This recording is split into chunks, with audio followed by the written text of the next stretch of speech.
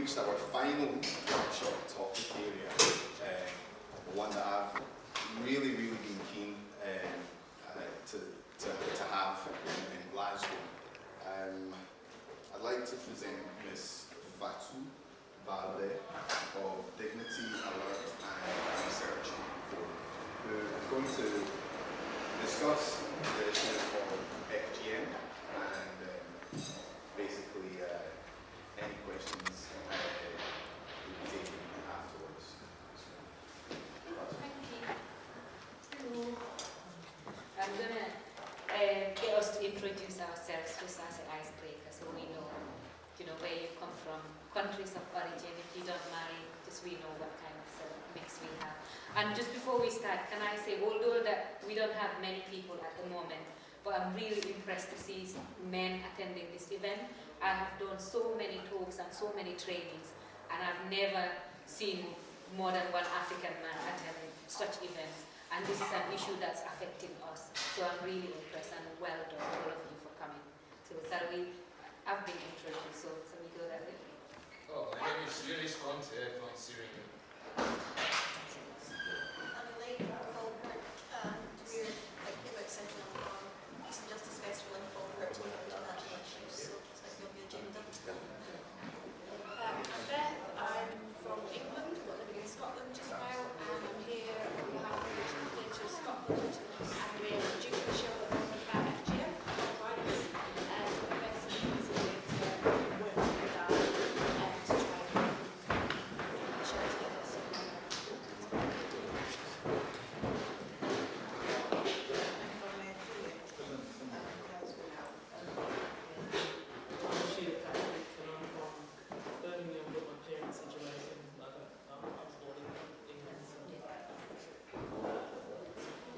My name is Abubakar Hussein. I'm living here in Glasgow. I'm originally from Sudan. My name is Victor Mustafa. From Glasgow, originally from Sudan. My name is Awan Musa. My name is Eritrean. My name is Ibrahim Abdushakur. I am living in Glasgow. I am from Sudan. My name is Yunus from Sudan. So have we all heard about FGM, female genital mutilation, before? Yes. Yes? Good, okay. I'm going to talk a bit about it. It's a very wide area, and we could be here for a whole week and we can't finish the topic of FGM. So we'll just try to cover a bit for today. And if you have any questions while I'm presenting, feel free to stop me, or at the end of the presentation you can ask me any questions you have. So this is the agenda for this evening. I'll be talking a bit about basic information on female genital mutilation, and understand that FGM is an issue for Scotland, and talk a bit about the legislations and warning signs. I wasn't sure what the mix was going to be. I was hoping there would be professionals here, or people who may work, it's good, who work with people from these communities, so that you can know what to look out for. And of course at the end you can ask any questions that you may have. So what is female genital mutilation? According to the WHO, this is the definition they have given. It is defined as injury to or the part or total removal of the female external genitalia for non-medical reasons. Although FGM is the term that's used medically and internationally, in practice in communities, I forgot to say, I am from the Gambia as well. So in African communities or Asian communities and the Middle East, where FGM is practiced, it's not usually referred to as that. So in every country you go to, they might have a different terminology that they use to refer to as FGM. But usually the term circumcision or cutting is very common among these countries. So if you use those terminologies, people would understand what you're talking about, although we have our own local languages of how we describe FGM. The WHO again has identified FGM, they've put it into classifications into 4 different types. So type 1, which is the I can never say this word. It involves the part or total removal of the clitoris and or the clitoris. And you get the type 2 of FGM, and that involves the removal of the clitoris together with part or total removal of the labias. And type 3, which is referred to as infibulation, and that involves part or all of the removal of part or all of the external genitalia, or stitching or narrowing of the vaginal opening. And type 4 involves all other types of harmful traditional practices that are performed on a woman's genitalia for non-medical reasons. So in some countries, instead of all these 3 types, the cutting and the infibulation, in some countries, women are encouraged to pull their labias. Sorry, I have to go into details so you know. So in certain parts, when they're young girls from the age of 5, they encourage to pull their labia so that they would be long. So whereas in some countries they do the cutting, you go to other countries, they do the pulling. And I was recently reading an article in Yemen. What they do when a girl is born, few days after, they would use a stone or something hot, and usually this is pressed on the girl's clitoris to make sure it's numbed until all the nerves are dead. So it's just to highlight that there are other different forms of FGM that are performed. Sorry, did you say hot stone? Something hot, yeah. It could be a stone or something hot that they press on the clitoris to make it, to deform it and kill the nerves. The next slide, I'm going to show you some drawings. It's not diagrams, so if you don't feel comfortable looking, you can close your eyes for 2 minutes. Female genitalia that FGM has not been performed on. So type 1 would be where the clitoris is removed. And sometimes in some countries this is referred to as sunnah, the type 1.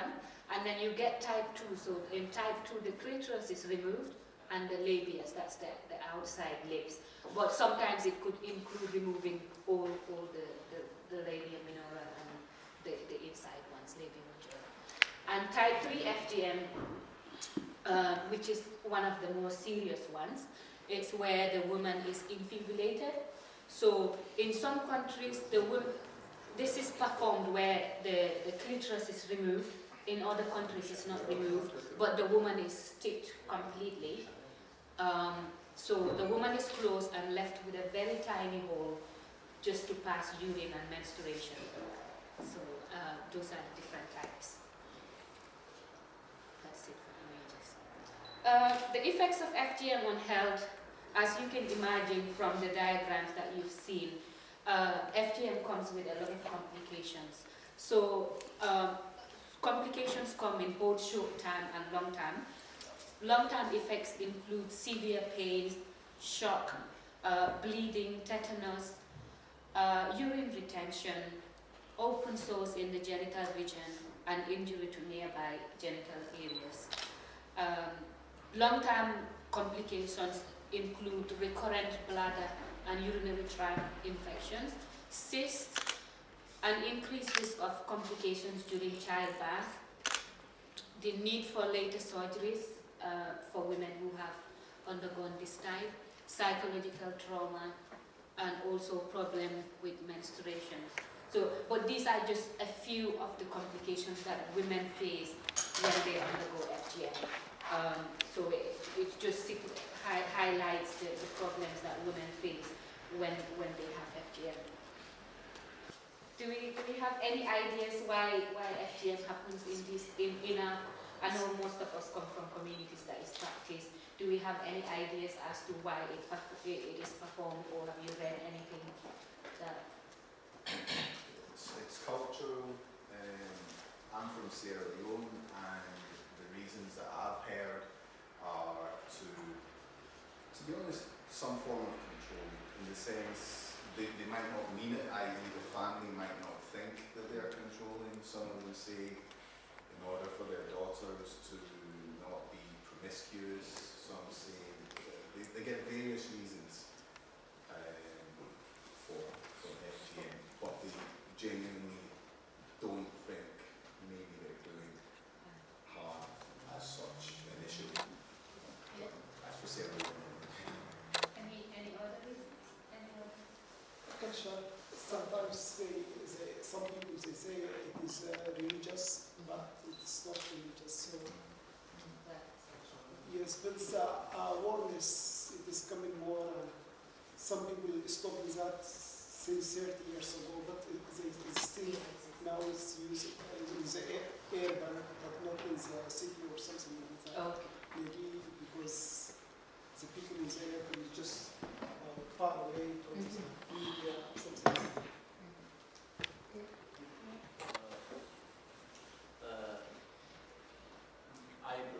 In reality, I don't know, but they say if you remove the upper, the one, then 15% decrease on the feeling of sexual need Yeah. of the girl. So that was the cover. So when she grew up, instead of Enjoying sex. enjoying sex, then Any other one? For me, I'm from Syria originally because I've seen those things going all the time. I don't really know what it is about but since I've been there, I'm asking certain things is like religious belief. Like Syria United, I encounter You like can call that this answer. we got mixed religion, both Christian and Muslim. Yeah. So we don't have that problem. But I think in Muslims mostly do it as a tradition or something. But that's what I'm saying. I don't really catch the picture and reason of doing it. But they have so many excuses. Some people can say, okay, they can't feel like having sex until, some people say, well, okay, just to maintain my stage or my age, I want you to agree because most of these kids, like, they always do it without, okay, the knowledge of the parents is 100% over down here because it's a law here. Because, like, in Syria, if you're not part of it, they always provoke you, like bully you in schools, call you different names, like call something called Burka. Sorry about it, but it's a Burka name, which I just can just, like, somebody can just accuse you because you're not part of it, So within that environment, you might feel like, oh no, I need to join it because it's a pride for them over down there. I've seen it. Then some tribes or some tribes still think like until the kids go or the adults are going to society, because that's what they call it. Before they got like husband. We see so they target all these things, but in different form. So actually I don't really know, but there are so many reasons behind it. Yeah. Any more? Okay. I have a list here, although again this doesn't cover all the reasons why FGM is performed. And again, you may go to one country, the reasons they will give you to why FGM is performed, it might be different from another country. But one of the reasons why, these are some of the things that are very common in most of the countries where FGM is performed. To preserve a girl's virginity. So, because many parents fear that in most of these cultures, it's very important for a girl to stay a virgin until they are married. So, like most of you said, to control the woman's feeling about sexuality and stuff. So parents would think that if we perform this on our daughter, then she's less likely to start having sex before marriage. So that's one motivating factor. And again, like you rightfully say, some people believe that it is part of religion. And this is something that many people from practicing communities do believe. So you would speak to some Muslims who would tell you that it's in the Quran that women should perform this. But if you know the Quran, you know that this is not part of Islam. And the other thing is, it's not just happening among Muslims. So Christians perform FGM. It's found in the Jews as well. So you can't associate FGM to just one religion because studies have found that FGM actually predates Islam and Christianity. So this has been happening even during the time of the frail, say it. Yeah, during even before that, which is why FGM type, that one is usually referred to the frail type in many communities, because this was performed since then. So that just highlights that it's not related to any particular religion. And social acceptance, like you say. So in some communities, when a girl have not had FGM, they are bullied.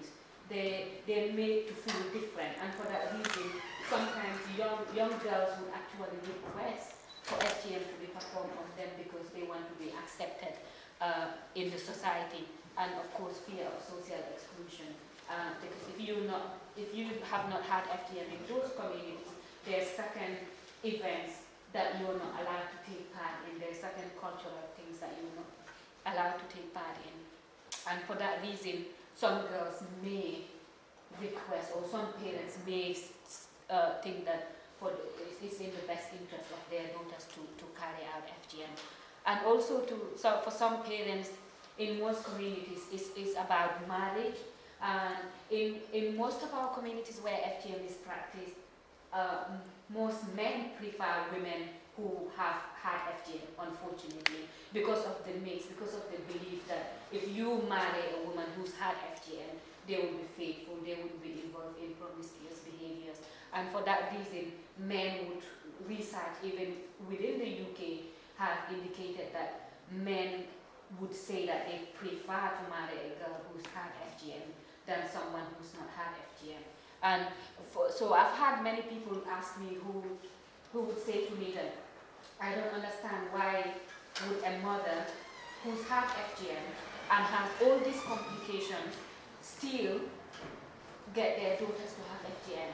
And what I say to them is that in an environment where women depend on men for their livelihood, you can see that every mother wants to provide, it's like a security for their daughters. They want their daughters to get good husbands, and for that reason they think that when I perform FGM, I'm doing it to help my daughter, to prepare my daughter to get a good husband in the future, which is why some women do it.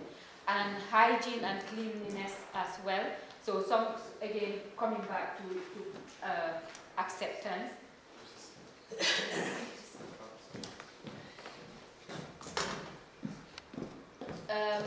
Some people believe that if you've not had FGM, you're not clean, you're a dirty person, and you see a lot of those beliefs in those communities are very strong, and these people are stereotyped. People who've not had FGM are usually stereotyped, and they're labeled as unclean and dirty. And also, it's a family honor. It's something that it's traditional, it's culture, although it's a bad cultural practice, but it's very strong that our families believe that it should stay in our families. And for that reason, that also still people use that as a reason. And enhancing fertility as well. In some communities, they believe that if you have FGM, that would increase your fertility. And in fact, in other communities, they believe that when a woman doesn't have FGM, during delivery, if the clitoris touches the baby can die, or the woman can die, or the person, like the midwife that's attending to the birth, may die. And for that reason, usually when a woman is pregnant and they've not had FGM, during delivery, you might have no one to come and help you, because they believe that if they help you, they could die. And these are, we know these things are not true. But again, in these communities, these ideas are so rooted in people's minds that it's not as easy as just saying there's no way a clitoris can kill you. But unfortunately, these things are believed in those communities. Okay, before I go to the next slide, any comments on that, or any of these, apart from the ones we mentioned, any of them sound familiar?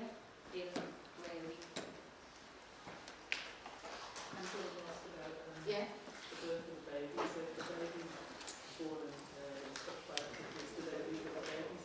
The baby can be harmed, the midwife tending to the woman, and the baby may die. So And anyone who touches yes, yes, and because of that, you can see that a woman may fear that if I don't have this during my delivery, that no one's going to help me. Yeah. Yeah. See, this also is mentioned here.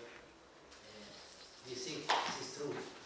For example, excuse me, the last one, enhancing fertility and increase sexuality, hygiene, and the first So one. you think this This one is- and this that is- and that, and this is those like are true. true? You think they are true? Yeah. Okay. Why do you think so? I That's don't very think so this- interesting. Yeah, I don't Yeah. think so this is true. Oh, you don't think it's true? Yeah. Oh. But still, as you say, some culture they still they preserve it, they keep it. Okay. Yeah. Well, because they believe these things, although they're not true. Yeah, that's true. Yeah. Except like social acceptance, like fear of social exclusion. Yeah. Yeah. This maybe really happens. That's true. Yeah. It's the same way I come from. It happens belief too. or religion. Yeah. But this the first one is preservation of virginity and chastity. Hygiene and cleanliness, increased sexuality. So these are all things that you've had that is why it's performed. Yeah, I don't know. Okay, men are in control. And following what you just said, we need more men. And if men stop choosing which woman to get married to, because there have been cases where a man said, I'm not getting married to a woman who is unclean, Yeah. or some of this stuff that you've put up. So I think if we can get men like you, then we're going to go FGM attended. free. Even if you think FGM is good, hopefully by the end of this evening, you will change your mind about it and you can go back and Excuse me. yeah. Well, like this case, in this case you're talking about, Yeah. about the men doing it, not to tell the wife not to do it. Think about this when we are here. Well, like Africa, you guys say husband or the wife don't have the right to say, oh, my daughter is not doing that. You know that even though they will divorce, but can be So acceptable. you The only don't- thing I think might go or might be in place is education. Medicalizing FGM. No, education. Education. Oh, To education. educate people Okay. about the thing, but if not, that thing is not going to work, especially like Sierra Leone. You understand? So, Because this is something like traditionally believed things. Yeah.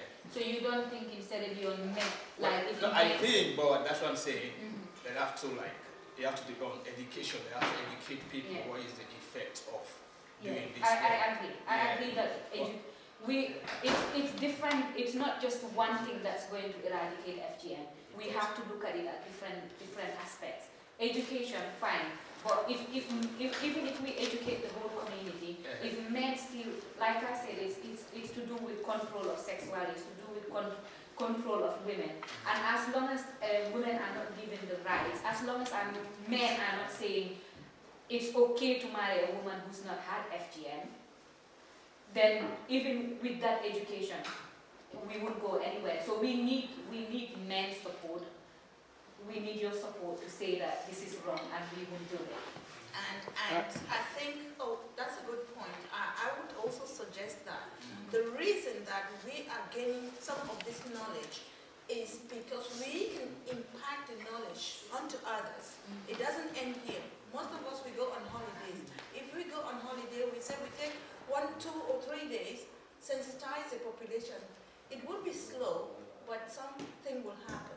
So we gain this knowledge, go back, train the youths, train the older people, and so good men. Anyway, they need money though. Yeah, but the thing is, Alright, even now. yeah, can I Yeah. add something? Yeah, I sure. think you just looking at it at the community level, Yeah. at the rural level. You are not looking at it at the national level. That's why I Yeah. said we need different things to I- eradicate FGM. No, I think the way you're putting it, it won't work that way from African perspective. Okay. But I think it will work from up to down, not from down to up. Yeah, Because, hold on, no. let me come. Okay. Why I say that is that if WHO is actually in support of eradicating FGM, Yeah. I think it will work between WHO and the government of the country to sit down, the Ministry of Health, the president, to sit down and agree that this needs to be eradicated. When they agree that, the Senate can now make it as a law. When it becomes a law, they pass through into the Ministry of Education to put it in the curriculum for the school. You get what I mean? Now, when that goes round, now if I'm not interested in that and my community doesn't agree with me, then that's me. I can actually report to the police that I don't want my child or my cousin to do this because it has become a law. Okay. You get what I mean? Yes. So, but when you are still keeping it on a community level, it won't work because you don't want to disobey. You don't want to disobey the head of the family. That's fine. You know how it works in Africa. Yeah, you get what I mean? I get your point. Yeah. But in many, the WHO has been fighting FGM since in the 1970s, 1980s. Yes. That top-down approach has been used in many countries and it's been unsuccessful. What has been found recently to be successful is using a bottom-up approach, letting the communities decide that we want to stop this. So countries like Kenya, like Senegal, FGM prevalence has dropped significantly because they used a bottom-up approach. Okay. Communities were empowered, like you said, educated, empowered, and told about the effects of FGM. And they stood and said, we don't want this. And they've been fighting it. Because illegalizing FGM doesn't stop FGM. Even in the UK here, where the law is, we all know what the law is like here. You can't compare it to law in Africa. But it is still happening here. So I don't think criminalizing is the answer. I agree with your point about education, especially at grassroots level. Maybe it's too late for our older generation, but if you educate our young people, like for instance, if I have a daughter, I won't perform FGM on my daughter. Because I am educated, because I know the implications of FGM. And I think that's why I believe personally, it may not be right, but I believe using a bottom-up approach is more effective than using a top-down one. Sorry. Yeah, you already touched on that. It's just like what you're saying, the bottom-up level is quite good because what is it you want? They want to support you from what you want. Where do you want to be? What I don't want is my child to be circumcised. So your point will be taken up, and then that's when that will start to influence the policies that will be put in place. These people have said, we don't want this. So we need to support them to take them to the next level. They don't want it. They want to eradicate it in their community.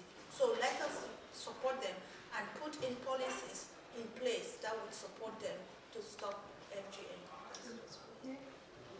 And I don't think that one will easily stop, especially. Of course, but my hope is in the next generation, in 10 years' time, we would still be standing here talking about this. That's the hope. We can't give up on that hope. We need to hope that in the next generation we can eradicate FGM, that our children will have to go through what we went through or what our mothers went through. That's the hope. I agree with you totally, and I feel that the church is very powerful in the black community. Yeah. And even when whatever they say, that's almost like gospel, isn't it? But there are these attitudes about women being the weaker person, and she's meant to go through pain in childbirth and all of these kinds. So there's lots of myths and things that are about which go way back and not just in the African tradition, I think.